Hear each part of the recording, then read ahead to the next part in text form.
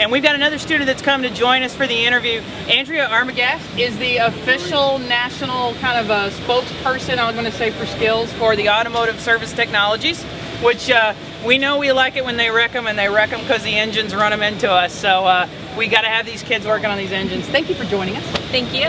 So tell me a little bit about how you got involved in skills and kind of what led you to the want to join the national leadership team. I started off by signing up for an automotive technology class at my local technical center, and then I just got to know about skills, and I went to some leadership conferences, and it just really got me intrigued, and I was like, I really want to be a national officer, so I went for it and I got it. That's great. So I always like to find out, what was it that was that initial first draw that made you go in and sign up for that class? I've always been interested in cars, but I never really got to take hold of that or learn more about it. But when this opportunity came, and I was like, I really want to do something with cars, and that's how I got here. So tell me a little bit about what skills has meant to you so far. To me, it's a huge opportunity to meet people in the industry, to have fun while I'm learning, and it can really connect, so it's really easy to learn because you're like, I know why I'm learning this, and skills teach you to do that. That's great. So one of the obvious questions that we work on, I sit on a board of a network called the Women's Industry Network, and we work to attract more women to the automotive industry. So obviously you've come to the industry, and we're so glad you're here. What do you think are some things we could do to bring more women into our industry? Personally, for me, it was a challenge, and I think a lot of women like challenges. And if you get that out and say, "Hey, it's a challenge," they're gonna be like, "Oh, I can do that. I'm just as good as a man is." Right. And so in the course of working in the industry, have you had any problems, any things that you thought were going to happen, or has it just been a great experience for you?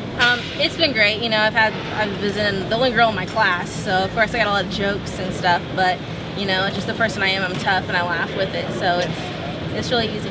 I think it's the greatest thing that we have in this industry is we have a collection of women that really learn how to roll with it and go with things and do a great job along the way and prove themselves. So what are you excited about this week? What's planned? What can we expect? Expect a lot of fun. It's going to be busy, crowded. People are going to be so pumped.